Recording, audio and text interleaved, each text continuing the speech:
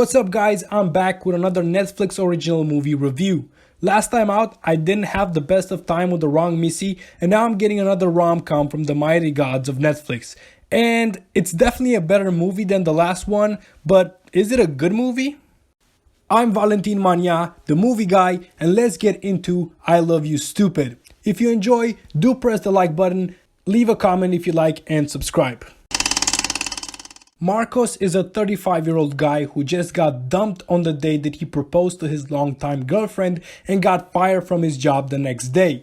Now he has to rebound. But life as a single guy after an 8-year relationship is not easy. He has to reinvent himself. How will he fare in the dating world, and will he get over his ex?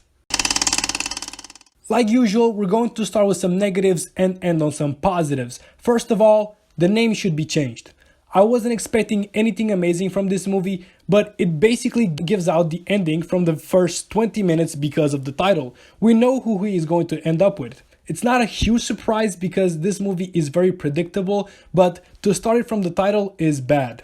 The movie borrows too much from other rom-coms. There is nothing wrong with borrowing something and perfecting the formula, but this movie just uses the most cliched things.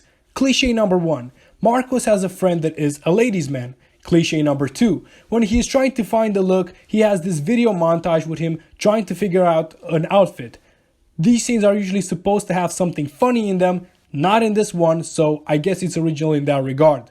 Number 3, Raquel, a woman he knows from school, moans in public to emphasize a point. And number 4, Marcos hurts his back and then his girlfriend wants to have sex in some positions that really hurt him. Also, I had a little bit of a problem with the tempo of speech. These guys talk really fast. It was difficult to keep up with the subtitles and the movie. It didn't happen all the time, but it did take me out of the experience a bit. The comedy is not that good. The jokes are not new, they're just rehashed and dropped in here. Some did get a chuckle out of me, but nothing crazy, like it didn't have me laughing uncontrollably. The movie has a weird gimmick that I enjoyed. Basically, Marcos breaks the fourth wall all the time. He talks to us about his problems. He looks straight into the camera and says things. I think that's an accurate representation of how a person is after they get dumped. They talk to anyone they can about that situation. The main characters are portrayed decently by Quim Gutierrez and Natalia Tena. They did make the characters feel real, so that's a plus.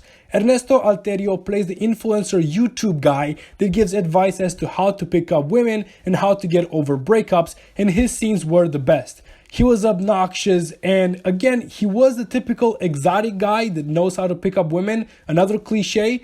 He was basically the Antonio Banderas type, and he did that very well. There were no scenes that I actually liked, but there were a couple that I didn't like. Let's dive into them a little bit.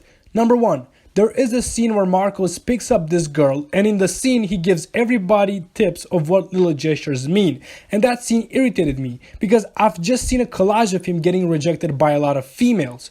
It made no sense for him to have the tips, even though the scene was a setup for a good joke. And number 2, there is a scene where Marcos looks up a tutorial on how to get over his ex, and he watches a video and the guy is talking directly to him from the video. Like, he knows that he's 35 and stays with his parents and that he doesn't have a job. This would have been a positive if this type of scene would have happened always with the tutorials, but it's just a one-off and it's just confusing. A very predictable movie. It adds nothing to the formula of the romance genre. Everything that you would expect to happen, happens. So don't expect any La La Land moments to happen. My alternative pick is a romantic movie that is actually good and surprising as well.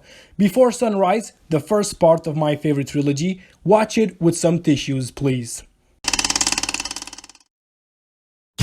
So my rating for I Love You Stupid is 1.5 stars.